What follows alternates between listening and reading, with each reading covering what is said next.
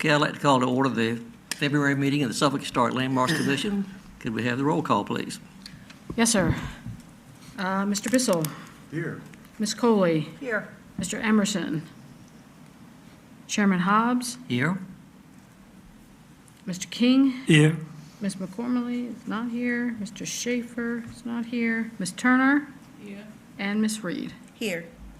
Chairman, we have a quorum. We don't have any items to vote on, but we do have a quorum. Thank you.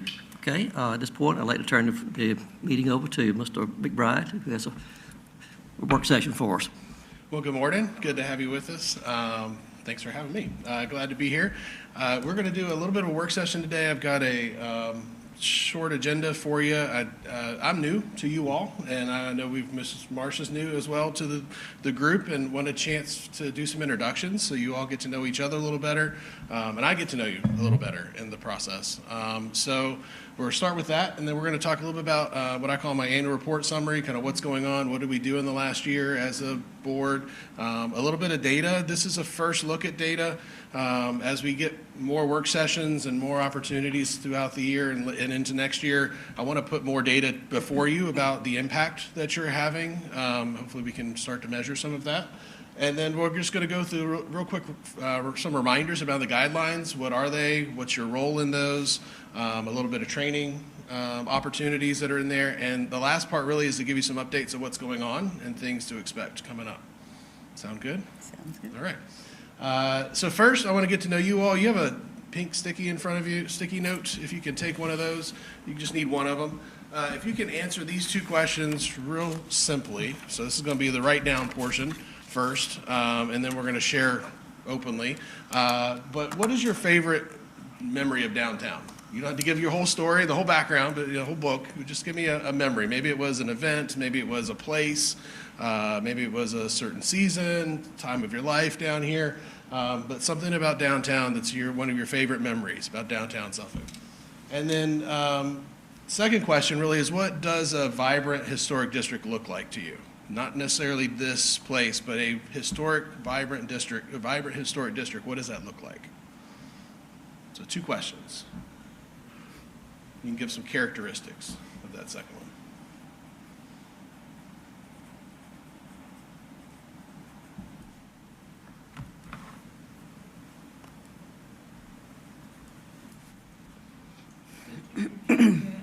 So the first one is just what's your favorite memory, and then the second one thinking of downtown Suffolk, and the second one thinking of what's a vibrant historic district look like. So maybe you've been to one, maybe you think this is one, maybe you've been to a place that is just active and things are going on. What's that look like? Describe that for me in a few words.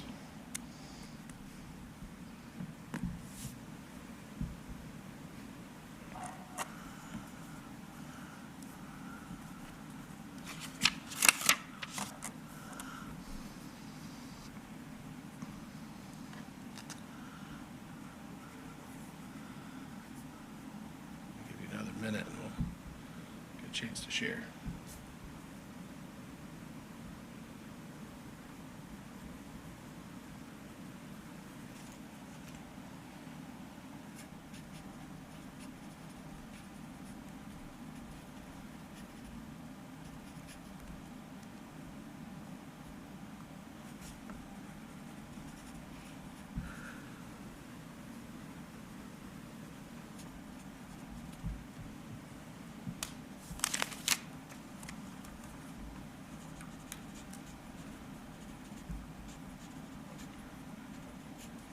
All right, well, keep thinking and writing if you need to as you finish your thought.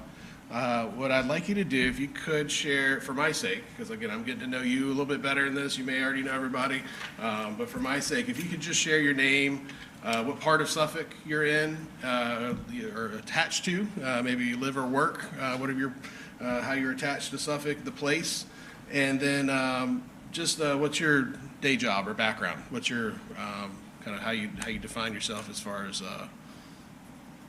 your day-to-day life. Okay, who wants to start? I'll start. Okay. Since I'm the newest of the group. So my name is Marcia Reed. I live in North Suffolk area. I've been in Suffolk for 5 years now. and I'm a current Deputy of Commissioner of Revenue. Okay, awesome. I love Suffolk. I don't know if you want me to answer the two questions. Yeah, you can do your 2 questions Okay. too, yep, sorry. So for me, downtown, this historical area, I love the restaurants. Specifically, I like, there's one specific restaurant, can't think of the name right now, but whenever I go in the restaurant, I see pictures of what Suffolk looked like in the past. Okay. So when I think of a historical area, what I'm looking for are activities that represents that area. Anything that they used to do, the horseback ride, things of that nature. I visited Yorktown and absolutely love that area, because when I see that area, I think history. Okay, So cool. Well, thank you. you're welcome. Who's next? Want to go around? Lee King. I've been in Suffolk for 78 years plus shipping and handling. Okay. I actually started out as a house painter, Okay. and the company I worked for actually helped paint the interior of Riddick's Folly, where I work. Okay. I like Suffolk because of its early history. As a matter of fact, my father's family was here in Natsman County in 1646. Okay. Wow. So you're from here? That's what we would call it. Yes. Okay. I like I say, I am the director of Riddick's Folly, have been there for 35 years. Okay. I'll be there for another 35 years. Good. Well, thank you.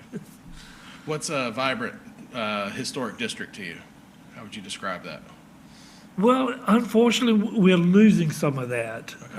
Over the years that I have seen, and I know Kermit has seen this as well, some of the buildings and all that we have lost during the years, that to me has hurt that historic district. Yeah. So what would you say is the one that works really well? Riddick's Folly. Okay. It's thriving. Yeah. Okay. Cool. It's been open since 1988. Okay. Good. Well, thank you. Josh. I'm Kermit Hobbs. I was born in Lakeview Hospital 82 years ago, and I've lived in Suffolk all my life, all except for going to college.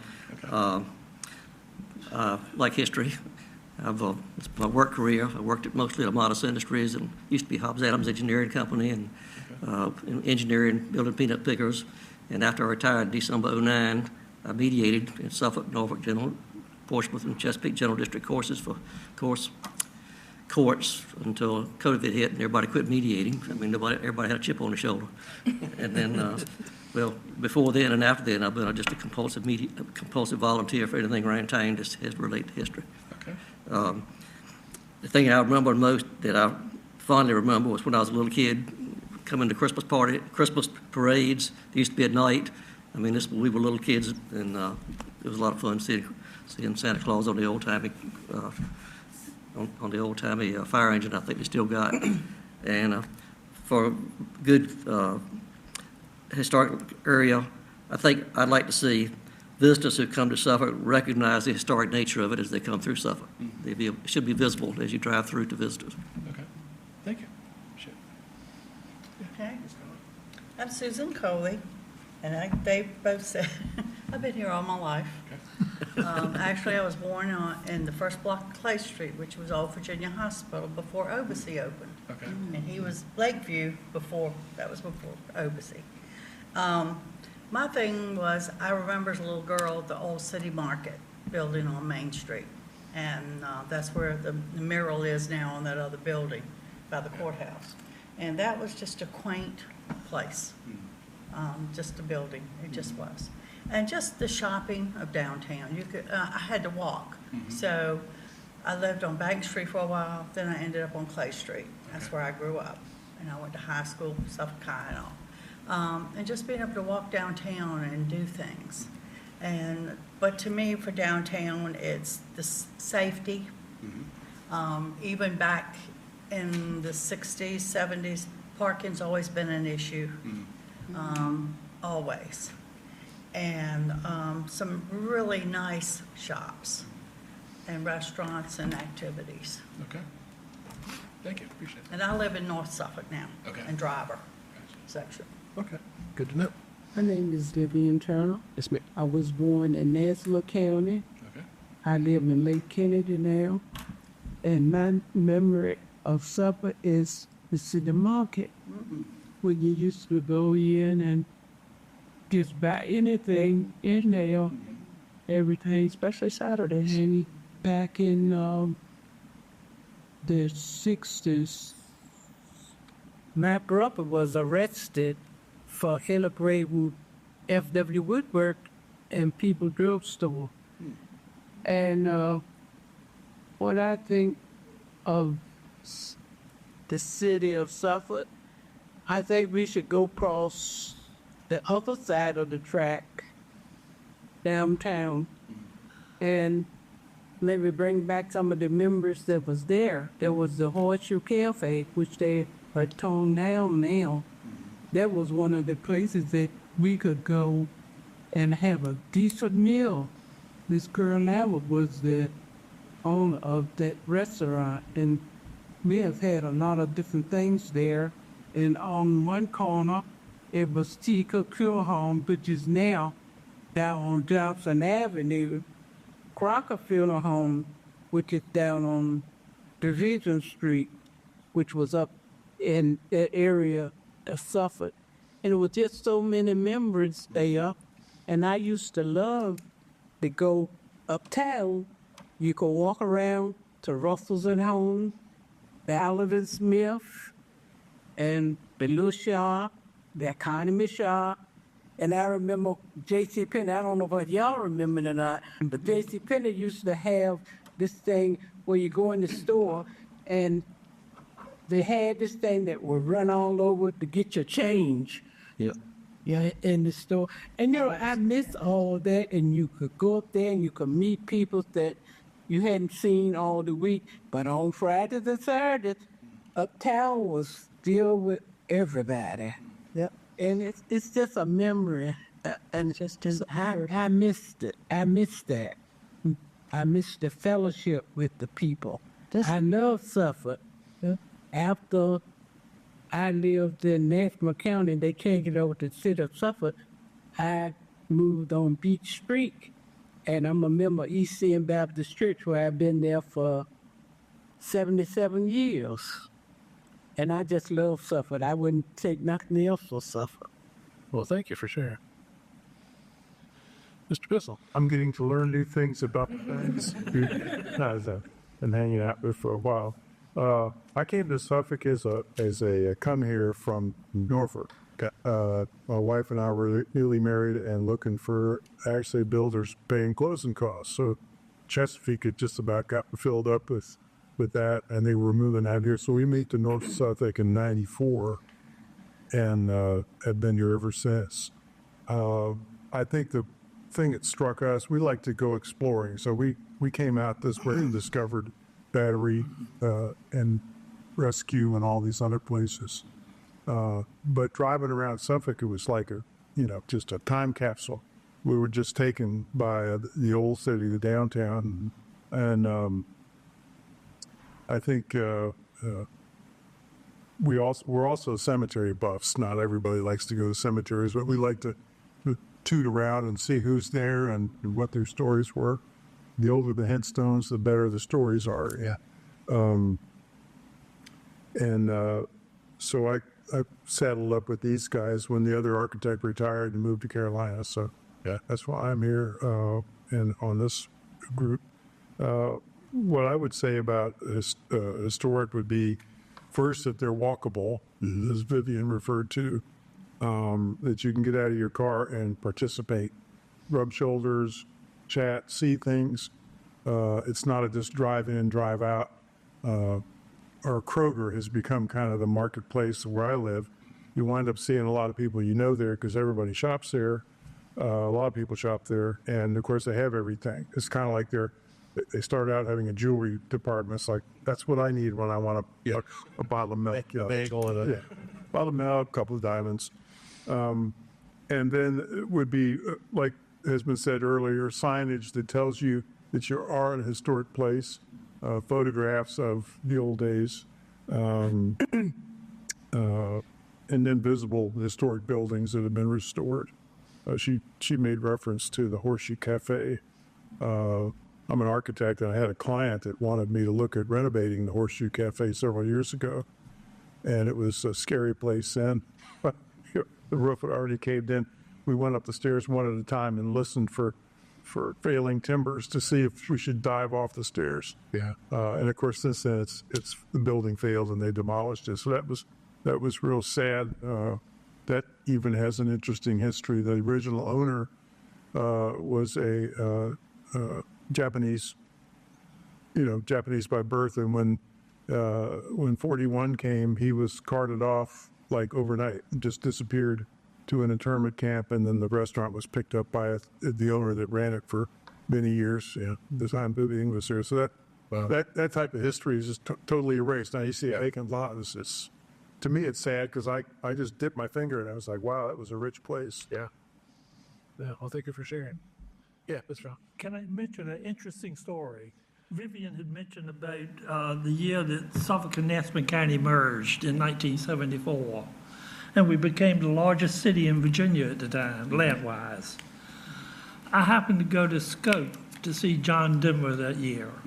The first thing he said when he came on stage, he said, "Welcome to Norfolk, the gateway to Suffolk." One more quick comment, Tom, about Old City Market. The thing I remember about that was the smell. When you walked there, you could smell all that fresh fruit and all the animals in there, everything, and chickens. I mean, it was unique to Suffolk. It was a place to go for Suffolk, a unique experience. And I'll shut up. No, that's great. And One other thing, go ahead. to me, because I'm being on North End, I've been out there for 45 years now or more. It's amazing the people that come into Suffolk to live and do not realize there is a downtown Suffolk, and that was originally Suffolk. They don't know. Yeah. They have no idea that the Suffolk originated as a downtown. Yeah. And that it merged with the county, and they're like, where is that downtown? How do you get there? So I love all that y'all shared, because I think you've hit on all that we're hoping that the work that you're doing ends up as a product of, right? It's not just about buildings. It's not just about the physical space. Like the Horseshoe Cafe was a great example of, it's not just the building, it's the story behind that. It's the place, it's the gathering, the social aspects, the smells, which I think that's awesome in that conversation. All those things coming together is why we do this work. And it's good to hear what inspires you to be invested in here. And I think Meg has said it since I first came. Y'all are the best attending board ever, and I think it's because you have that passion, you have those connections here, and so. And living in this area of downtown all your life, growing up years, it's hard to see the homes deteriorate, and the buildings deteriorate from what they were, because they were beautiful. So I'll share real quickly on myself, so you get to know about me. So I grew up in Hampton. I was born in Hampton. Lived in Newport News now. Actually, I realized that we were talking about Obacy. My kids are Suffolkians because they were born at Obacy. So my wife's from Portsmouth, so I got a little South Side connection. But I've been here now for just over 3 months. I've done neighborhood work previously in Hampton, housing and neighborhood work, so I really enjoyed coming here. And Gonzalo and others will vouch, I love walking downtown. Like this is, I will find opportunities to get out and walk and connect from the first day. And so I think all the things you've described is what I visualize, and I hope I can smell at some point positive things as I walk through. But yeah, those are the things that when I see those places, I see that potential. And so I'm excited to be here working alongside y'all in this work. So. Any other thoughts on introductions? This is why we do it, because I want to get to know you all a little better. I appreciate your comment earlier. Sometimes we sit on these groups and we don't get to know people's backgrounds and kind of what their connection is. So, all right, well, let's get rolling a little bit into some kind of what y'all been doing for the last year. When it wants to. There it goes. Let's wake up. So just a quick summary of what you've done over the last year. I've come in at the very end of this. I did some reporting, digging through the Marion helped me with this as well, pulling together some of the total reviews that you've done. So 22 last year total.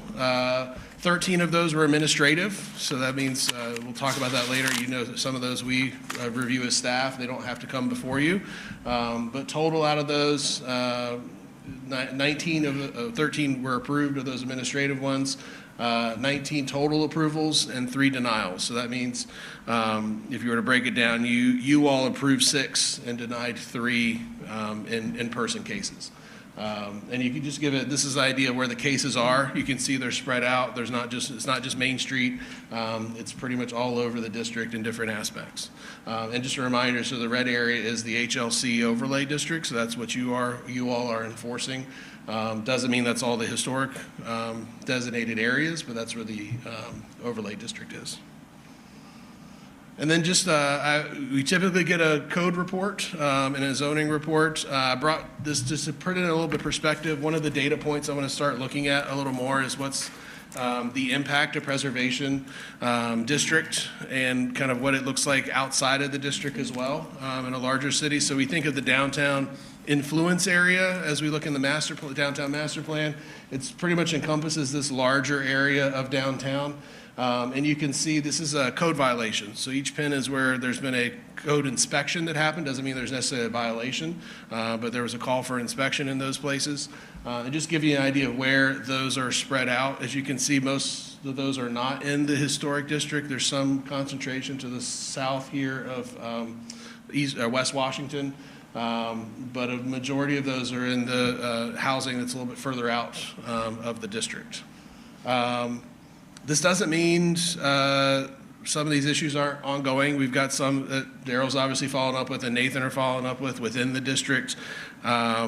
But you can kind of see that they're clustered in a lot of these mid-century, modern, and later housing stocks. So 1950s and newer housing is where we're seeing a lot of the challenges on the maintenance. There's still, again, some in the district that are ongoing, but these are all the new calls in the last year. Just curious, so this is a reason why I bring property maintenance, by the way, is because it's the lowest bar, right? Property maintenance violations, what Daryl inspects is health and safety. Like, it's not aesthetics, it's not quality, it's not what color the paint is, any of that stuff. It's the lowest bar for health and safety as the requirement. So what does this tell you about the downtown historic overlay? What could you infer from this? I'm not going to I can tell you what I think, but I want to hear what y'all think when you see something like this. Yeah. It looks like it's in great shape. Not too bad, right? Yeah. Any other thoughts? Or questions? Do you have questions?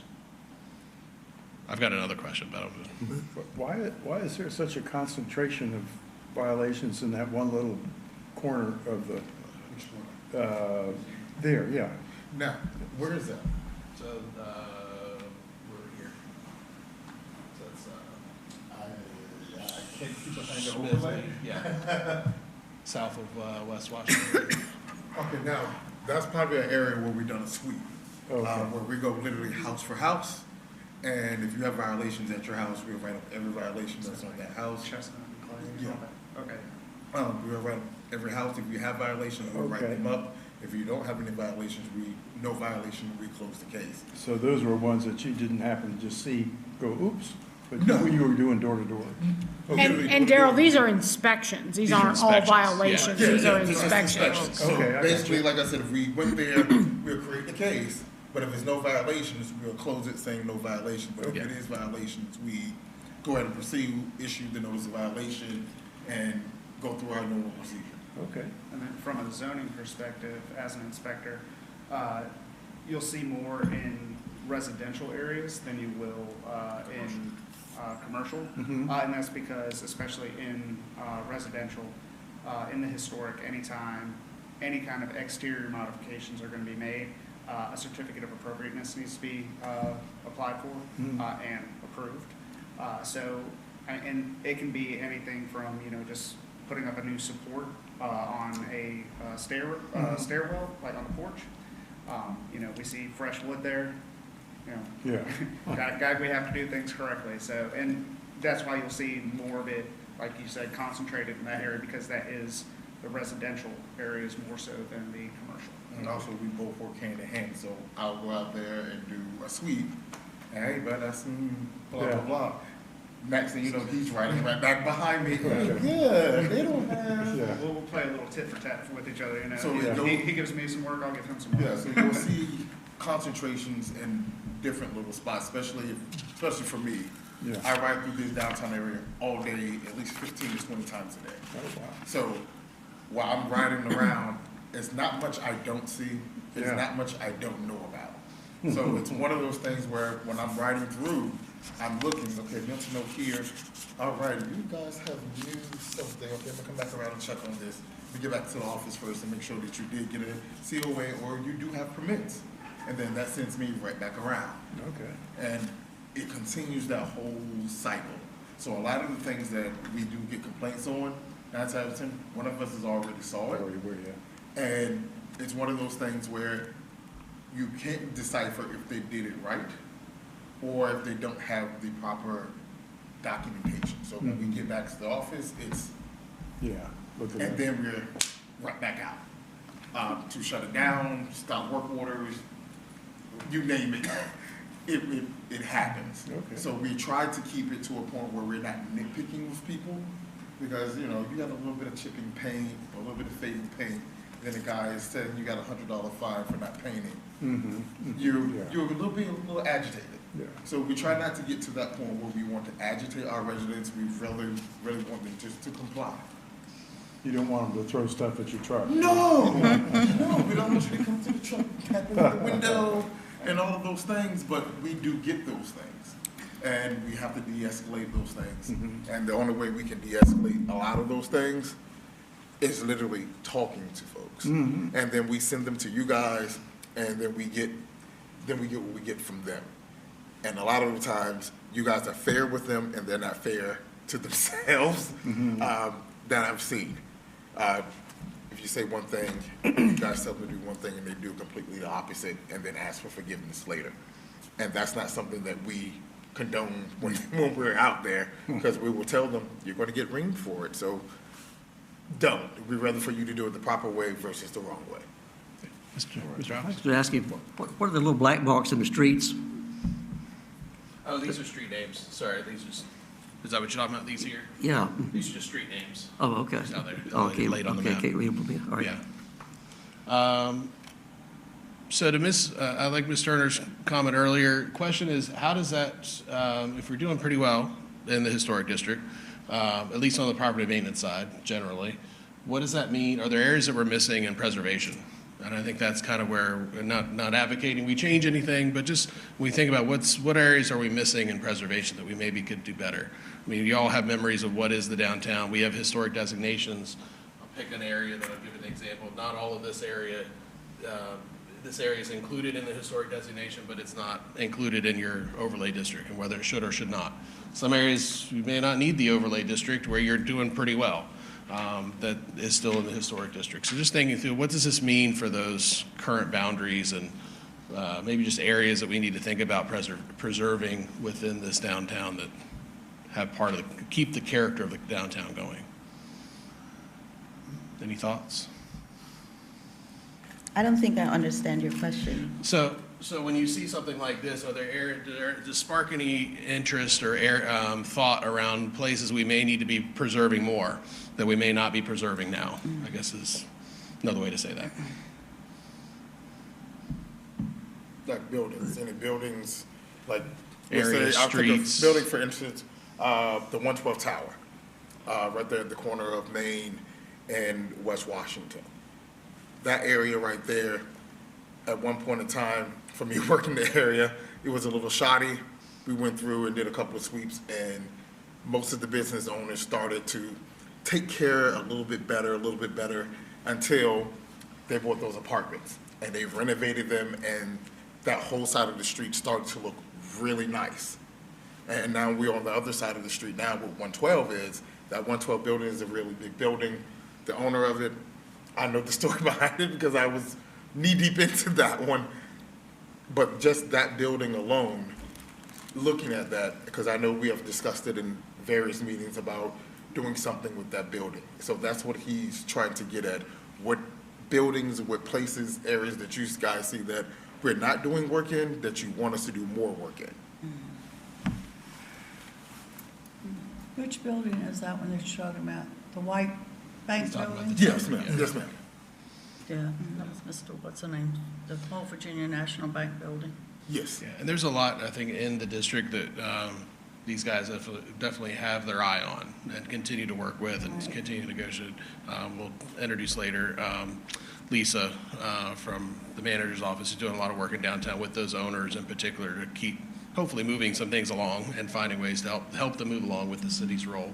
But yeah, so is there other areas that we may be missing that we need to be focused on? See, years ago, in our district area for preservation, we had some other areas in town that were in our district.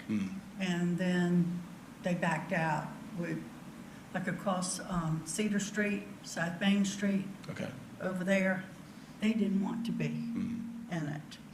And parts off of Finney Avenue, over that way, Grayson Court, and some of those areas, they were in it for a while. I think they're out of it now. Okay. I've been on here a long time. Yeah, no, good. That's why we need the history.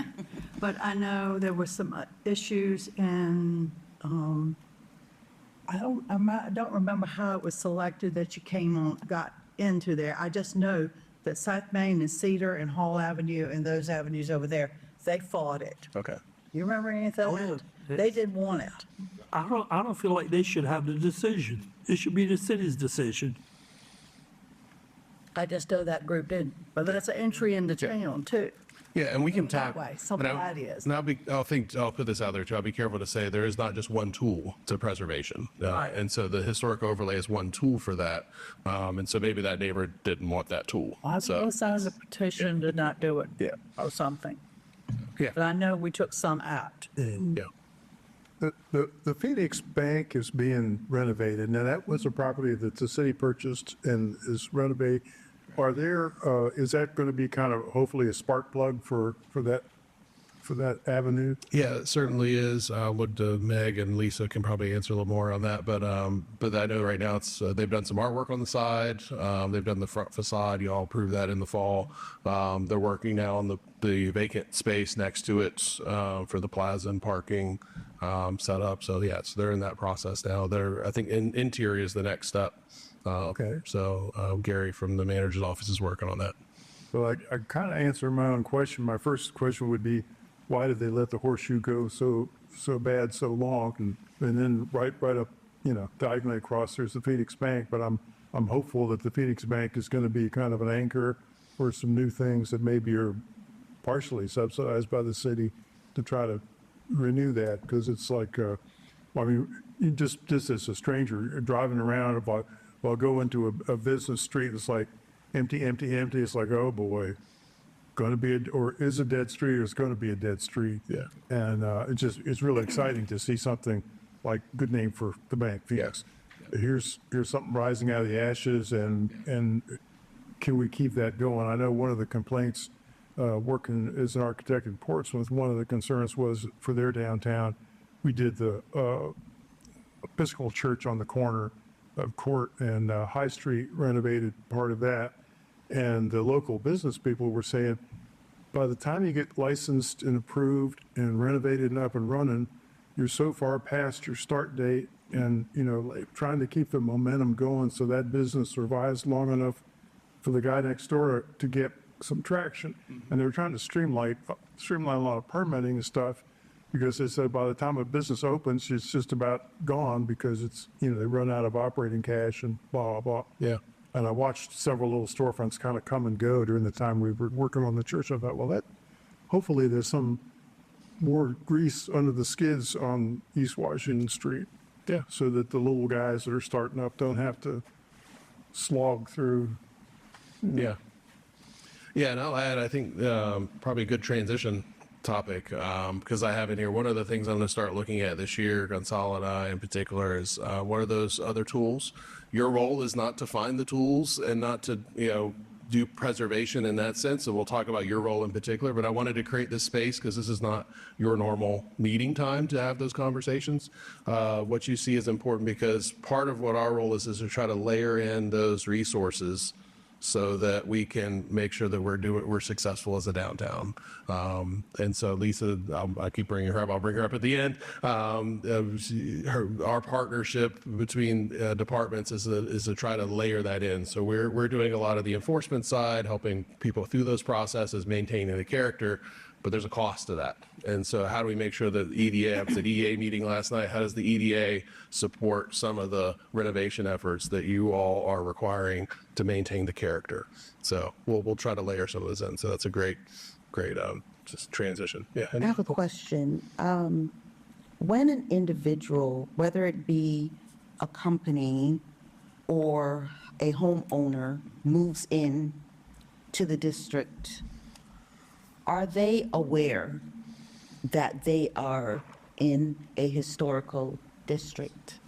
And if so, because if I'm not aware, then you have expectations that I'm unaware of. And so therefore I'm breaking all these rules and regulations, not knowing the direction in which I'm going. So what is it that we have in place currently to prevent that? So two things I'll share. Realtors, any realtors in the room? Realtors are supposed to disclose what's the zoning, what's any regulations around that place. It's part of the disclosures they're supposed to do. I've worked in housing for the last 10 years, and they would work 10 years before that. That never doesn't always happen consistently. It depends on the realtor, depends on the due diligence of that person looking at that property. So that's the first kind of the easy government answer. It's a realtor's job. The other answer is one of the things and I've done some looking at what we've done in the past. We've had some brochures that we've used and try to do some things. That's one of the things on my list is to try to work on our messaging and how do we make sure that people are aware of that. Flyers, we're doing a website update this year. So there's going to be some ways that we communicate what is the historic district and what are the processes there. So yes, I agree there's a gap that happens and we want to make sure that we're trying to fill that gap. Can't solve it all, and there's still going to be people that move in that don't see the information. That's where these guys gently walk people through the process and connect them to Gonzalo and I. Listings is listed in real estate like that. If you're going through listings and you're looking at for a house, can it be said on that this is in the historic district? It can. A realtor can, yeah. It can, but a lot of times it is not. I did think so. I've had a lot of issues with it. And that's what we go through a lot. And a lot of other things we go through is somebody will purchase in the historical district and then rent it out.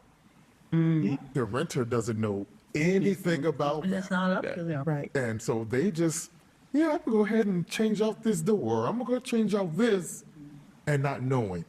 And then we come around, and now the owner is getting the letter. Now the owner is mad at the tenant. The owner never told the tenant that you're in the historic district. You can't change out this. Or you can't paint this. Right. So I would say a good portion of our job in the historic district is the education portion, where unfortunately it's kind of catching it after the fact. There was a house, I think I can say it right, 111 Brewer. They purchased the home. Realtor said, everything's good to go. She started painting the brick. That's not allowed. I had to go post a stop work order, tell her, this isn't allowed. You can do, a HLC, you can put in for it to try to have it approved. Ultimately, they ended up washing the paint off, which is a pain, but they got it done. So good on them. But, unfortunately, we did have to A lot of wasted money. and educate. And it ended up costing them quite a bit of money. Yeah. But, that's where to your point, how do they know? Right. They had no idea. The realtor said, "Hey, yeah, you're good to go." So, And then that also turns into them selling right after that. yeah, we've It had really turns into them selling right after that because now they know they have all these stipulations on this older house that they don't have the deep pockets to do. So then the next year or the year after, that house is for sale. And then it stays for sale for a good little while because this person normally lists it as being in a historical district, and then they list the things it's in a historical district, it's perimeters that you can do and that you can't do, and then the house sits. I think I deal with. Sorry, I don't mean. No, go ahead. In a perfect world, when somebody purchased a home in the historic district, like we would get some kind of notification, and we could go talk to them, send them some kind of literature, something saying, "Hey, welcome to the historic district. Here's what's allowed. Here's what's not allowed." That's not a perfect world. We don't necessarily have that. Like, nobody's just going to come report to us when they bought a house. So, if we can catch those certain things, it's always good having that community relation to go out and just make contact with people. That being said, we're limited. We only have us doing the historic district, so for us to catch everybody, that's difficult. So we're open to any suggestions that anybody might have on how we can improve too to help educate new families moving in as well. So thank you, Daryl and Nathan, for all the work that they do. So they're the day in and day out working with within the historic district, try to make sure both proper health and safety is taken care of, and then making sure that people are following the expectations that you have in the overlay district. So thank you all. Appreciate it. We're gonna keep rolling on. We've got some more. I want to talk about the guidelines. So if y'all need to step out, I know you got an appointment. So just some quick reminders. When we talk about the guidelines, you all are a certified local district. So just you have guidelines for a reason. And just some basic reminders here. I thought of this phrase the other day, and I kind of like, you're the guardian of the guidelines. You have that role. That is your primary role when it comes to the HLC, is to make sure the property owners, whether it's residential or commercial, are abiding by those guidelines that you have. The Historic Preservation District is a key part to maintaining the character of the downtown and of the other historic properties that you have within this overlay. You do that through those guidelines and through the processes that you have. So when you think of the guidelines, your role, your goal, I should say, is to be as consistent as possible on those guidelines, so that if you are making decisions, I'll pick on the Brewer Street comes in and you've denied them, the next one should come in, it should be a similar case, it should have a similar result, right? It shouldn't have they have a different color though. That one was white, this one's blue, we like the blue one. Your role is to be consistent as possible in those decisions, so that you're not, that for property owners, that helps them understand what's expected. And it's not just, well, just keep guessing. It creates some consistency among the public. And ultimately, I appreciate having our longtime Suffolkians here, because you're leaving a legacy for the next Suffolkians coming along. And I appreciate how you talk about places, because part of the work here is not just to make sure that the building is the same building as it was 50 years ago, but that building continues to survive and thrive in its new place. How long has Amici's been there? Somebody remember? Amici's? Amici's. It used to be a cleaners. Okay. So, and I was looking at a picture before. I think it was about 5 stories originally, and now it's a bunch lower build. It's a 2-story building. So it's not always been the same, but it's a thriving. It's a cleaners for a long time. Then I think it was nothing for a while. Okay. Yeah, and so I think in the 30s it was we were looking at a picture, and it was a 4-story, almost like the Elliott. Yeah, like an Elliott and it had all sorts of signage on the side of what they sold inside. It was a fascinating picture of a thriving 1930s downtown building. it still is a thriving spot. You know, it is a landmark within Suffolk. First time I came, people were like, have you gone to Amici's yet? I was like, no, I haven't. I haven't gone to Amici's. Yeah, but people like Amici's. But it's those kind of things. Your downtown is going to have to evolve. The thing is not going to be the same thing over time. But your role is to make sure that those memories, the character of that place continues on for others to enjoy. And so that really is where the guidelines come in. They're not there to restrict in the sense of keeping things back, but to really help people maintain that and do that in a productive way. So just, G, are you taking this part? Have this? No. Okay, so this is me. Sorry, we didn't do that handoff yet. So when you think about the guidelines and where they come from the National Park Service gives the broadest, so the Department of Interior gives the broadest guidance around preservation. DHR certifies our local preservation organization. They are looking for us to find consistency in our decision-making in that certification, and then you have the local guidelines that are applying what you have at the federal and state level. So just kind of thinking of this, that you are the application of those national guidelines. And so guidelines change over time at the national level, not much, but thinking around preservation changes over time. And so you've adopted your guidelines to reflect some of those changes over time as well. But your goal is to maintain that local guideline. So you may have references to the Park Service and what usually in our staff reports, we'll quote what the Department of Interior recommends, but your guiding document is those guidelines. Any questions on that? I know it's pretty simple. So this is the basics. I got to make sure I say it though. So here, I'll turn it to you. Good morning, everybody. So my name is Gonzalo. I'm also in the planning department. Me and Jonathan work the HLC together. You have seen me a few times presenting over there. And I'm going to be very brief. There's a lot on the screen, but I'm going to make this simple. There are different layers of review from no review whatsoever. And one example of that is we have a color that is already established on the structure, and the property owner just wants to paint using the same color that is already approved in the guidelines.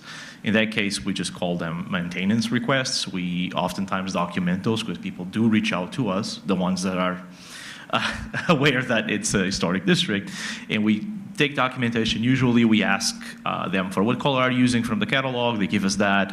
They give us pictures of the pre-painting, and then they give us pictures of the post-painting. That's an example of essentially just us documenting things. We are not necessarily approving or denying, because they're just doing something that is maintenance. It's already in the guidelines. It's already approved. That's one example. And then you have the administrative reviews, which is a lot of the work we do. So you all don't see some cases that come through. I'll give you an example of that. For example, folks that are changing the doors of, let's say, a duplex. There's 2 doors in there. The doors already there are already, the design that is in there is historic and corresponds to the one that is in the guidelines. The property owner wants to just replace those doors with doors that look exactly the same, that also match the guidelines. What we do is we receive the application, we look to see if it matches, we look at the materials, and we do an approval. This is this way because there's no structural change. They're simply just changing a door by another door of the same style that is historically accurate. That is what we call an administrative review, right? And then you have the stuff that comes to you all. And those things are the ones that are significant structural changes, things that can affect the character of the district, things that can change the integrity of the district, right? So if a structure doesn't have a porch and they want to add a porch, well, they can potentially rebuild a porch that is historically accurate, but you all come in and make that evaluation as well by looking at the report, by looking at the documents. So those are the 3 different layers that we have. And I would say, for your case, it's thinking about integrity and significance. Any substantial structural changes are where you come in as those guardians or stewards of the guidelines, right? You want to make sure that people are on their structural changes, on their alterations, are still maintaining that character and that integrity of the district. Because if those structural changes happen and there's no consideration of that integrity and also of the guidelines, then you're going to lose that character of the district. You lose the sort of historical nature of it. One thing that we also do is we do a lot of this. We coach applicants quite a lot throughout the process of applying. So when you see the application coming to you, they have already gone through a lot of hours of work with us and a lot of phone calls as well. Most of the time it's all good and nice, but sometimes people get a little bit stressed because they want their projects approved. But we work with them and we rely heavily on those guidelines. The guidelines is what I would call the holy book for us in this affair of the historic district. I was going to give you some examples, and I would say for the administrative review, there is one on 217 North Saratoga. They wanted to paint the roof. They had a copper roof, metal roof. Can't remember. And it was already painted in red in a color that was approved. They painted this like years ago, and it was fading away. So the applicant, the property owner just reached out to us. Can I use the same color? We worked through that, but there was no approval. They were picking something that was already in the guidelines. Another example of the administrative review was 221 Bank Street, where they're doing some alterations on doors and some alterations on the windows. Everything matches what's already in the guidelines. They're just basically taking one out, putting one in, but they are the same. That's administrative review. And then, for example, 222 Bank Street, Mr. Nara's case that was with us maybe last time I presented, I believe, where he's doing renovations on the siding. I think you all remember the asbestos siding that he had, and he wanted to put something plastic to basically not let the asbestos deteriorate and contaminate the surrounding area, right? So that came to you because the material is different. He was putting vinyl siding on top of the asbestos siding. That's a change of material. And funny enough, that asbestos siding could be, at this point, after so many years, considered historic, even though it is asbestos. Do you have any questions on these layers? No? I don't have a question on that because, that's kind of what we know. I have a question. The book we worked with for the last 2 or 3 years. Yes. Is that in use now? Yes. Okay. Yes. Because we don't have it. I know, how do they get it or how do they see it? Or do you use it with the people that come in with any of this stuff as examples and show them? Or like, this is an example of the door, this is an example of this or this or this that you're wanting to do. So you're referring to applicants when they come in? Yes. Yes. Yeah. So the book, the book that we use, the guidelines, it's available on our website. And oftentimes when folks, for example, contact me asking me, where do I find the guidelines? I tend to basically give them the link that directs them to the whole book. The whole book is available on our website. And that is the main way that people have access to it. Oftentimes they already are aware of it because somebody told them there's a historic district, and they go to the planning website. We've been through quite many different books or things of guidelines through the years. Has this book shown to be better and more user-friendly or not? I did not work with past books. Meg, are you? Yeah, so I think that when the guidelines were updated this last time, the intent, and I think that has been borne out, was to make it simpler and easier in some cases for applicants, to make more things administrative, and, so that streamlines the process a little bit for people. Had the whole thing, with the paint where, going into it, we weren't going to regulate paint at all, and at, the 11th hour, so to speak. We got some guidance from up on high to include paint, but we've got, a pretty wide selection of paint colors that, that are in there, so that it gives some transparency to people, that they don't have to guess what colors are, that they can use it. It's all in there. Yeah. Mr. Hobbs? I just had a comment. I've been on here a long time, too. I went back and tried to look at the cases that I run into where I voted in opposition to the recommendations or in opposition to the guidelines or whatever. And to me, the ones that I've run into, think that my basis for opposition were either matters of safety, structural integrity, or unavailability of materials. And I would say that they've become a lot less often since this. I don't know whether it's a coincidence or whether it's the new book that helped. But I see a lot fewer cases of that now than we used to see.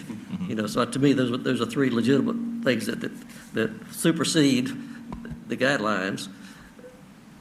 But I don't see as many of them now as I used to. I would say that to answer your question as well, the book as it looks like now is very easy to follow because there's a lot of drawings in it, so you can see the different types of let's say windows, 2/2, 1/1, etc. And people can actually see the pictures of them. And he also has some tables that with basically axes that tell if it's a Victorian house. Those are the types of windows that you can apply to. Right? So folks now have a little bit better idea of what they should be proposing beforehand. Our meetings have been so varied, we haven't had that many. Right. So I was trying to go back and remember, did it definitely go in effect? Yes, Yeah. yes, ma'am. And in the guidelines and some of the pictures, we've got the thumbs up and the thumbs down, Yes. right? To kind of make it Yes. really very graphically easy for people to see, hey, I can do this, I can't do that. To kind of, there's still going to be judgment calls, which is why, we're here and you're here. But to help the applicants, like, this is what we're looking for, so that they utilize that symbology throughout the guidelines to kind of help direct people towards what is appropriate. And I think the whole key is for them to realize and know they're in a historic house or Absolutely. property. Yep. Yeah, and I won't speak to our predecessors, because I know Keith and others that did this work. They're great people, but I know Gonzalo and I in the last 3 months, at least since I've been here, at least 4 times a week, we're getting inquiries, we're getting calls between the two of us. We're going out to sites, visiting. Nathan's following up with folks. Like we're in constant kind of consultation with people as well. So I think we're helping get better products from the applications. So before people are submitting. And sometimes for us, would be a help Yeah. still for us to know by products. Yeah. And to know the better that they've improved, so that we know, well, this can be used. Okay. Right. I've said that for years, Yeah. because my husband's a home inspector, but, and property inspector. But I mean, I just know that, things change. Yeah. Uh-huh. And if this can be used and it has the same look and it's acceptable, then why not? Yeah, and our goal has been, at least my philosophy on this has been to try to get as much either non-reviewed or administrative reviewed. Like, if we can get to those 2 levels, we're pretty much successful. When we're getting to you, it's either major significance, Oh, yeah. spelled out Yeah. specifically, Right. or they're not going to get approved by us administratively, so we're going to send them to you directly. And instead of having them go through an extra appeal process, they're not doing like with like or something like that. That's going to go to you. So you're probably seeing, I'd say, more of the extreme cases, anyways, when it comes to. But I don't think we see as many cases come through as we used to. Yeah. I mean, that's Yeah, and that's the hope. Like we had the That paint proves what you're around. just saying. And I will say on the non-review stuff, sometimes people want a piece of paper Yeah. saying that they're approved, which we're happy to do. Like if they're doing like for like they want to document that, hey, this was green and I'm painting it green. They don't want Nathan showing up Because they later. don't want Nathan showing up or somebody, the neighbor calling and saying, Yeah. oh, they're painting and I don't see, the paper in the window and all that. So sometimes people will say, hey, can I get an approval? Even though, like, if we tell them this doesn't require anything and they want that documentation, we're happy to do that for them. Yeah, and our primary, I would pick on the no review, when they're doing doors and windows, if they're doing wood doors with wood doors or wood windows with wood windows, then that's no review. If they're changing the material, then that's not quite a like review. It's a like visually, but it's not a like material. So that's how we've delineated that between administrative review. That's still administrative review, but it's not there is a review required when you're changing material, because we want to make sure it fits that. Yeah, for example, if the door was made of wood, and they're replacing that same door with a door made of metal, some sort of metal, but it's the same design, we will administratively review that.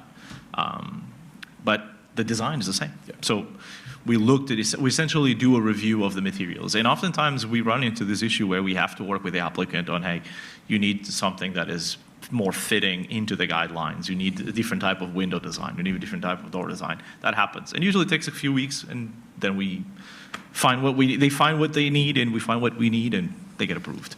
But we also are trying to sort of simplify some of these processes as well, in the sense that we, particularly for non-approval, people are applying for the approval for the certificate just to paint painting it using the same color that is already approved doesn't make much sense. So if it's already approved, it's pre-approved, it's in the guidelines, there's no need for us to have all this work to just say, hey, yeah, you're good. So we're just trying to make more sense, I would say. Common sense on some of these things is important as well. And I'll just add one last thing. This list that you see here of each of these layers is in the UDO. So if you want to actually have copied language out straight, just shorten it a little bit so it fit there. But if you're looking for where these layers come from, so the guidelines talk generally about these. It basically is that line, what's non-reviewed and then what needs a review. But this just breaks it down for you to see what is administrative versus what goes to the HLC. I would say most of this is straightforward. I recall from a past meeting, we talked about the non-illuminated flat signs and the illuminated signs. Anything that has lighting has to come to you all. That's one of the few exceptions where you would think, oh, why is that not administrative? And I thought of that the same way. But I guess that's one of the things that it's the guidelines in UDO, so we can't do anything about it. Perhaps we can change that if you all want to change that. But usually it's all pretty straightforward, as you can see. All right. Any questions? Anything? No? All right. Next slide. Hopefully. There we go. Okay. So basically, and this is going to be my last slide, very straightforward. The Department of Historic Resources and the National Park Service's standards are not designed to evaluate things on the moment today, but for us to be those guardians, those stewards, in a long-term perspective, right? Stuff that can go past us as individuals, as commissioners or staff, things that go beyond the project that is happening today, next year, things that will continue. Essentially, they want things to continue to have that permanent preservation, but also that permanent discussion throughout time.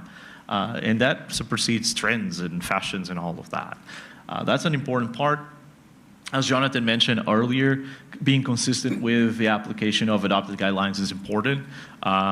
Like he was saying, if you bring a different color the next time around, well, the answer, it will still be the same, unless the color is now an approved color and the previous one wasn't. But other than that, that is an important thing. And why? Because as it says here, it strengthens public confidence, improves defensibility of your decisions, our decisions, and supports long-term stewardship of historic resources, which is the most important thing. We want things to be protected long-term, but sometimes we have what I would think that is one of the most interesting things, which is how things are alive and evolve. One example that we have here, and this is on the picture over there is on the guidelines. You can find that on the book, but essentially a lot of Suffolk's historic storefronts are second-generation historic storefronts. Just like that one, there used to be a door over here somewhere, right? And some time ago, a long time ago, the door was moved to the building next door, and it was created an access through the other building. That is a second generation. What happened in this renovation case is that they did not reestablish the door in the front, but they maintained that historic alteration that happened. So the alterations themselves can be historic as well, right? And as time progresses, buildings that used to be new then become historic. So there's also the creation of new categories, of new challenges for us all to look at. So that is an important thing to recognize. Suffolk has a lot of second-generation storefronts. So sometimes going back to the original from 1885 might not be the best decision, because in 1935 there was an alteration that is now historic. So we can't necessarily go back to the first one, or maybe we can. But it's important to have that understanding that things that happened 56 years ago are now historic, and that poses different challenges from before. Because we think about things from the 1800s as historic, but we sometimes forget that mid-century modern architecture is also historic now, right? Even though it looks like the schools that we attended or some of the buildings where we work on, right? So that is an important thing to have. What else do I have to say? Oh, That's it. John, are you going to take over? Sorry. All right. So as we get towards the end here, It takes a bit. I know, I'm not a good puncher. It woke up, there it goes. Just keep in mind, there's some training opportunities out there. If historic preservation is not your background, we do have some resources available. I was going to say to where you were ending, Gonzalo, if you have questions before a case goes, please ask. If you have questions in the meeting, ask us. There's no one in this room is a full-time expert in historic preservation that I know of. That's not their full-time job. We all have different roles. We have history and background and things that we know. But I want us all to be in that space where we can ask questions and understand what's being proposed, what are the options, and how do we help people move forward. There's always other learning opportunities. We'll share some throughout the year. My goal is to share with you some different articles, things that may be interesting to you that apply to a historic downtown, just to keep you abreast of what's going on. There are some grants out there for conferences and such for historic preservation commissioners. So be aware as we send you stuff if you're interested in learning more. Don't feel like there's not opportunity to get better at this work. So. And then lastly, I just want to give you, did it again, fell asleep. I didn't think I was that boring. There it goes. Oh, I went too fast. Just a couple quick updates, and then I'm going to ask Lisa to come up here. We are, again, I mentioned earlier, we're going to start looking at some resources and tools for the HLC, some information, looking at what are the incentive opportunities. You've got your tax credit program, looking at some other things that we can bring in. I was looking for some grants and already shared one with Gary a few weeks ago for historic preservation for the Phoenix Bank. So we're trying to be active about finding opportunities that are going to help be a resource and support for the district's downtown historic district. And then when we talk about ordinance updates, Gonzalo's been working with our downtown team to look at our arts and culture district. That's another layer to incentives within our area. There's some uses that we want to make sure that are included within that district. So you have a lot of different zoning districts within your downtown area beyond the central business district. You have manufacturing and business and residential. And so the arts and culture district incentivizes businesses that have an art and culture purpose to them and give some reimbursement for some fees along that. And so we're just making sure that the ordinance lines up with the things we're trying to incentivize. So you'll maybe seeing some changes coming along for that in the next few months to definitions and some conditional uses to make sure that we have opportunities for those to come into downtown. We're also reviewing overall our central business district area, the surrounding zoning. Do we have things that don't line up? Maybe it made sense when it first was adopted in '98, but maybe not today. Drive-throughs or gas stations you may not want in your central business district, and maybe just outside the central business district. So we're looking at some of that as well. So that's happening this year with some updates. And I'll ask Lisa if you want to come up real quick. Oops, I went backwards. Lisa's our downtown business development person for the city. She's been with the city manager's office and asked her to come to share real quick what they're doing. Again, different roles. Your role is not downtown revitalization. That's her role and the work that her team is doing. But I think it's good for you all to be aware of what's happening because you're going to see cases from projects that they're working on, the people she's working on coming before you. So there should be some understanding of what's happening. Yeah, Lisa. Thank you, John. I am Lisa Blakely, and I'm the Downtown Development Gal, I like to call myself, but it's a new position that was created last year, and I've been in the position for about 7 months now. So I worked for 20-plus years in Virginia Beach, but before coming to Hampton Roads area, by way of Uncle Sam, I grew up in Eden, North Carolina, kind of right below Martinsville, Virginia, if anybody knows where that little small dot on the map is. But I say that because I loved hearing your stories about Suffolk and downtown Suffolk and what makes it special and all the memories and the smells and all those things. I, too, am in my mid-60s, and I can remember that in my downtown. And unfortunately, have seen much of the same in that, shopping off-site, malls, now delivery at your front door. A lot of things affects downtown and all those things that we enjoyed growing up with the shopping and the gathering of people. But in my role now, we are working on trying to bring some of that vibrancy back to downtown. And it may not look exactly like we remember it looking when we grew up.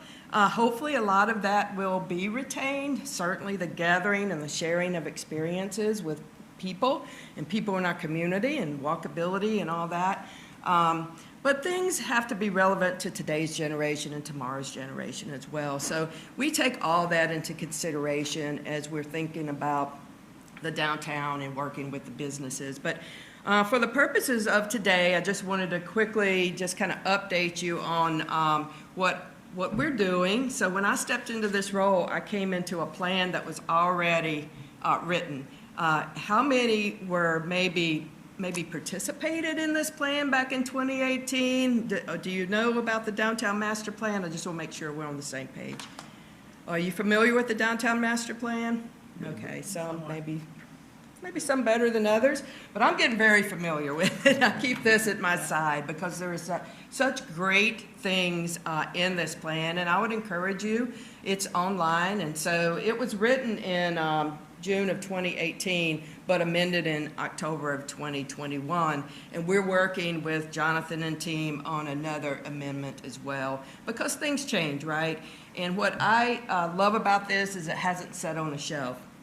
There's been a lot of activity in bringing the words on the paper into life. And so that's what I would like to share with you really quickly this morning, just to kind of recap, and you may be familiar with some of these, and we can dig into any questions you may have about any of them. But on broad brush, a number of the foundational actions identified in the plan have occurred.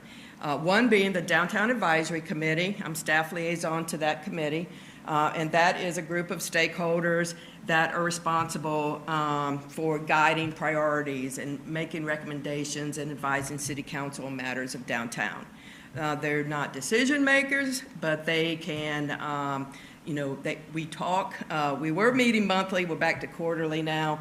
But some of the things that have come out of that committee you may be familiar with. There's a refuse ordinance that was revised to make sure that trash, the rolling bins are brought back up off the street and that sort of thing. Because not only for unsightliness, but for parking as well. You know, I heard a little bit about parking. Well, we need all the spaces that are identified out there to be clear so people can park. So that was one thing. Another thing, and I'll touch on it a little bit, but the Arts and Cultural District that Jonathan mentioned, that was born from the Downtown Advisory Committee as well. And there's a lot of other things that they're working on, but I did want to mention that group. The CEPTED, or Crime Prevention Through Environmental Design, was recommended in the master plan.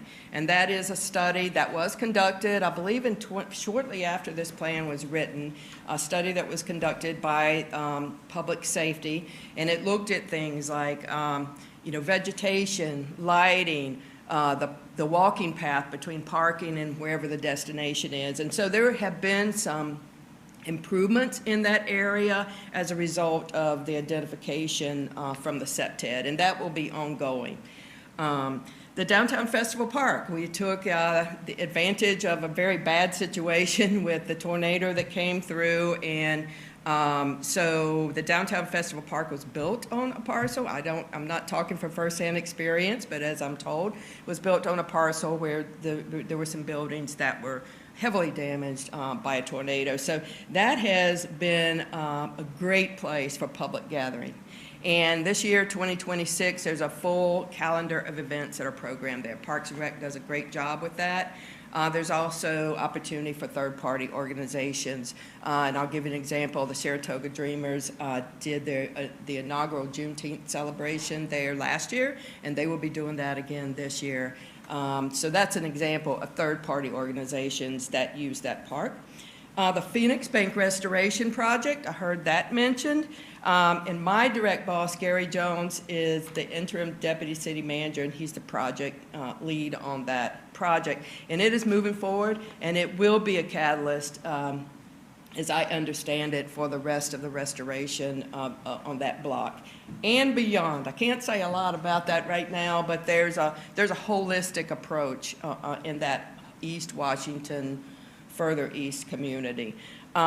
This reflects both the preservation goals and the broader economic development strategy of bringing historically significant structures back into active community use. Another major milestone is the opening of the Suffolk Library, the new library. So I'm really excited about that, not because of the old days of be quiet in libraries, but this library is built for this generation. There's 2 maker spaces that are going to be in there. There's heavily in programming. Just the architecture of it, Mr. Bissell, if you know Gary Jones, he could talk to you for a long time on this, as he is an architect as well. But that structure was designed to open both on the back side and the front side, which is pretty cool because I guess historically, whatever was there, the buildings kind of faced Jackson Street, the back of the buildings faced Jackson Street. This will be open to both sides, very welcoming for the surrounding community. The paving and sidewalks around that whole area, from the library all the way up to the Festival Park, is going to be refreshed. With fresh paving, markings, all that. So it'll be very inviting to transit from the library to the park to downtown. So you mentioned the murals on the side of let me back up a second. The murals on the back side of the Phoenix Bank building, the east wall. That was a partnership between Watch, which you'll hear about in a second, Watch, the Arts and Cultural District, the Vibe District in Virginia Beach, and the Virginia African American Cultural Center, partnership between us 3. They have loaned those temporary murals to us, so we worked with our contractor to install those as just kind of a place holder and a brightening spot to say, hey, something is coming here. So the timeline on that will be those murals will come down sometime around this June timeframe, by June, the first couple weeks in July. And at that point, there will be new murals, much like same size, that kind of thing, but designed and fabricated by Suffolk artists. So the Watch nonprofit group right now is working on laying out the plan for how that's going to be done. So I'm pretty excited about that. And ultimately, when the Phoenix Bank building is completely restored, there will be a permanent mural on that wall as donated by the Virginia African American Cultural Center. So that may be a couple of years down the road, but there will be little breadcrumbs along the way to show that there is progress there. The renovation of the Virginia Pilot Building will be housing the Commonwealth's Attorney's Office. There's a lot of work going on around that project. There's parking lot reconfiguration of the parking lot at Saratoga. And when you think about parking and going to a destination, so parking and using the courthouse fountain linear park there as kind of a pathway onto there's a little alleyway there between the former SunTrust building and the old Montgomery Ward building. And so we're looking at all that, again, in a holistic way to make sure that that walkability is there for people. And they can see and experience some of what was historically there. Like the city market's no longer there, but there's a mural there, and we want to make sure that we can tell the stories of historic downtown Suffolk. So the third and final phase of the downtown wayfinding system, I heard parking mentioned. Parking's always a problem, no matter where you go. It's always the number one, it seems like. Well, this study says that we have adequate parking. That may not mean a lot when you want to get to your favorite restaurant and you don't want to walk a couple, 3 blocks, but you know, there is parking down there, but we need to do a better job of identifying where that parking is, making sure that you know that you can park there and how long you have to park there, and where your destination is from that parking space. So the third and final phase of wayfinding will be in identifying in the parking. And so I'm working now with Public Works to come up with that plan. The brand will be very much like what you see in downtown now. We've got the design for everything. We just need to figure out the plan of where all that goes, starting with where's all the parking inventory, and then how best to get people to those parking spaces, and then couple that with information on how best to get around from parking to your favorite shop or restaurant. So housing, rehabilitation, and private investment, you're probably familiar with Elliott Lofts, the Montgomery Ward Lofts. There's a lot of residential down there now, and in the plan it talked about residential, what did it say? Retail follows rooftops, I think that was the saying. And so the residential down there is on the upper floors with the concept of there being retail on the ground floors. So when you think about foot traffic and people moving around, you need that mixed use. And so that's something I'm excited to work with the community development on further to just bring that long-term downtown vitality. Streetscapes, you've probably seen some furnishing, some planting, some beautification efforts. That will continue. But along those things, some of the non-sexy things that's going on, I wanted to let you know. There is a sidewalk audit currently underway. There's a CIP budget for downtown initiatives, and we want to take a little bit of that money to help eliminate some of those trip hazards and make those sidewalks a little bit more welcoming. So we have one of our annual services contractors currently doing the audit of where those areas are. We identified anything that's more than, I think it was a half-inch disparity between sections of sidewalk. We wanted to know where those are, where the areas of complete demolition and restoration need to occur. And so, so the city can then take that audit report and prioritize based on what funding we have currently, and then looking out into the future how we can get to where we need to be, again, to enhance walkability. You heard me talk about arts and culture and watch. So in October 2025, City Council formally established this arts and culture district. And so it's great news. It's a lot of great things happening there. As recently as yesterday, I was at the EDA meeting along with Jonathan, and they voted on a resolution to approve an incentives, a grant program for arts and culture-based businesses that want to locate downtown, whether they're new or whether they're expanding. So that's all very exciting. But then we get into, nothing's as easy as it looks on the face of things. So we've been in conversations about, okay, what does that look like? And what does the current UDO say about uses downtown and that sort of thing? And again, downtown, in my mind, when I first came in, it was kind of downtown, Washington and Main. But we're talking about the influence area. So if you think in terms of what Jonathan opened the presentation with, it's a pretty large footprint. I think it's about 2.5 square miles, something like that. So we're talking about a diverse area in terms of uses of property. So we're working on all that and trying to come into alignment. In the meantime, there has been a watch nonprofit set up. And let me back up. If you don't know, I keep saying watch. That's an acronym that stands for Welcoming Arts, Talent, Culture, and History. I have to think about that one. But so there's a nonprofit that has been set up, and it is currently in the process, very little baby steps, of starting with board formation. And so if you're interested in any of that, I'd love to talk with you more. But we are using the Main Street program. Are you familiar with Main Street or Virginia Main Street? Virginia Main Street is administered by the Department of Community Housing Development. We have a representative here in the eastern part of our state. And so we are working kind of under their formula to set up, to formalize this nonprofit and to structure it in such a way that's going to benefit the arts and cultural district. This was kind of it came by way of a perfect storm. When I first came in, part of my work plan was to work on getting downtown Suffolk designated as a Main Street community.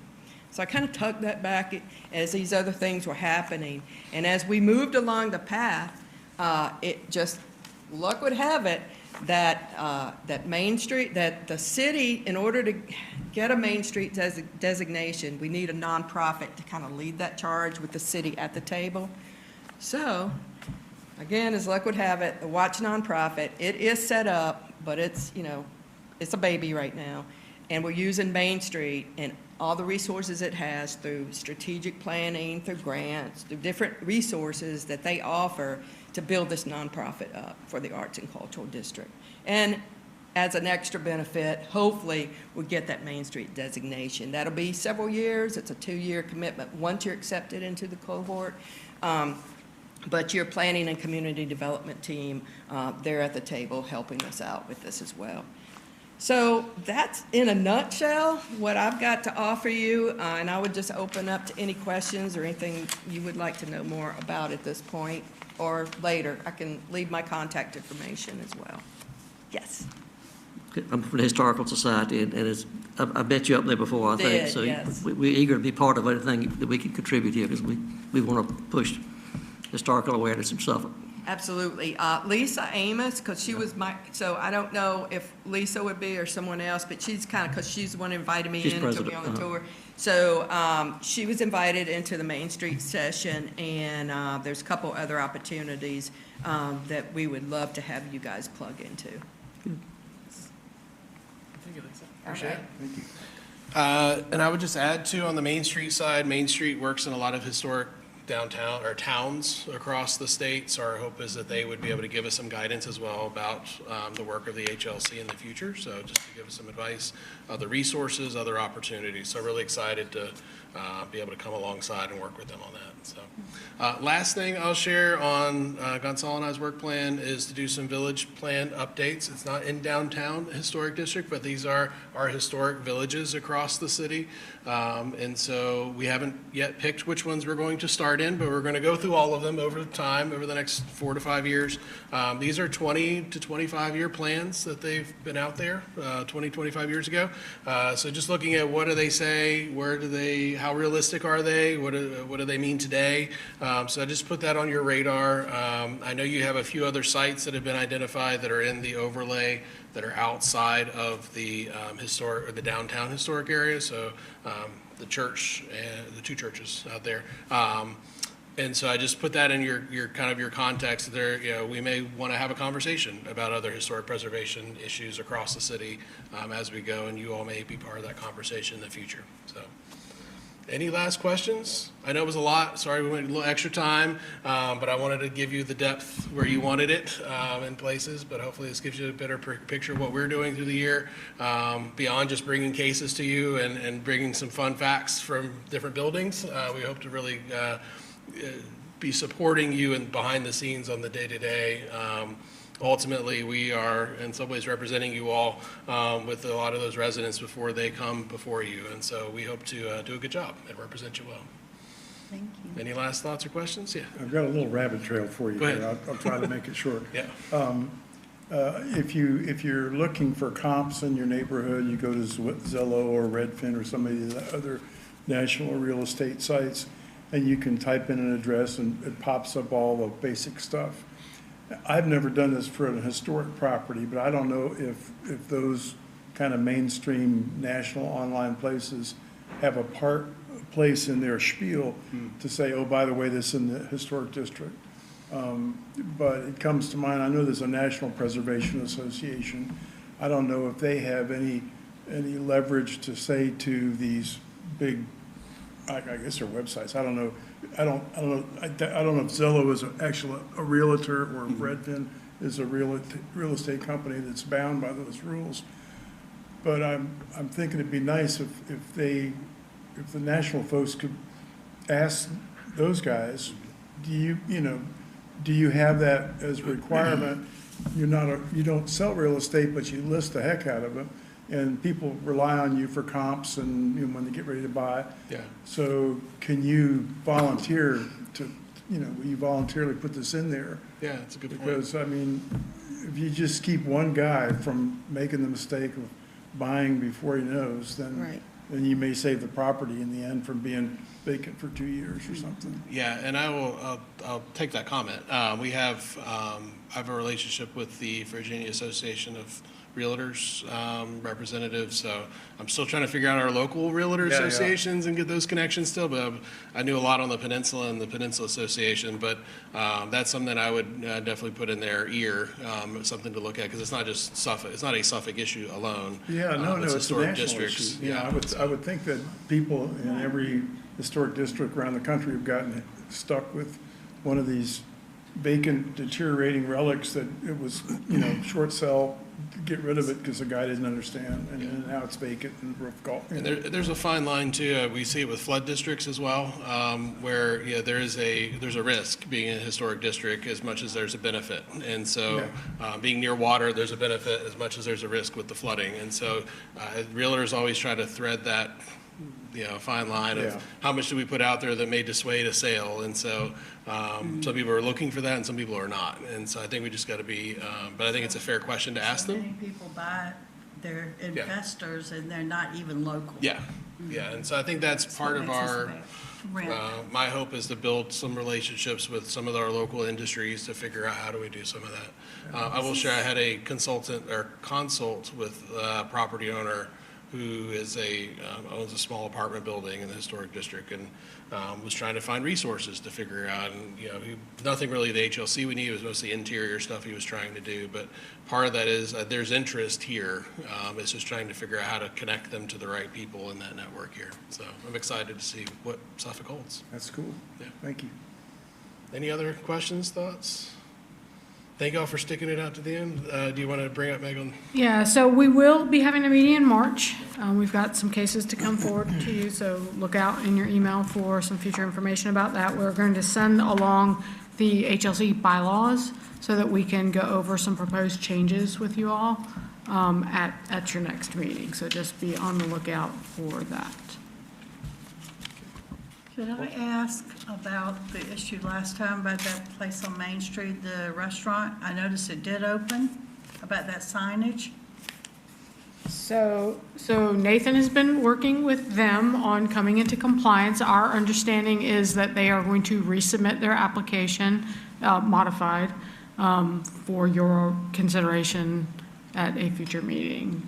But Nathan has hit them with a notice of violation, telling them they're, not approved, and staff has been working with some, like if they could move some of the signage to the inside and kind of make it so that it's not quite so. Because I saw they had a ribbon cutting Yeah. and all that. Yeah, but we did follow up with them, put them on notice, so they're working towards getting into compliance.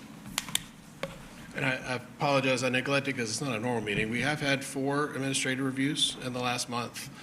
We have one in process right now, under application and review, and then we've got 2 more that are coming, not administrative, coming to you likely in March. So that's what we're working towards. Well, thank you. Thank you. Lady, what's her name? Bleakley, Lisa Bleakley. B-L-E-A-K-L. I can send you her contact information. Does he have to Okay. adjourn us? Yeah, I think. You want to? Jeffrey, do your thing. Okay. Any further business? If not, we'll declare the meeting adjourned.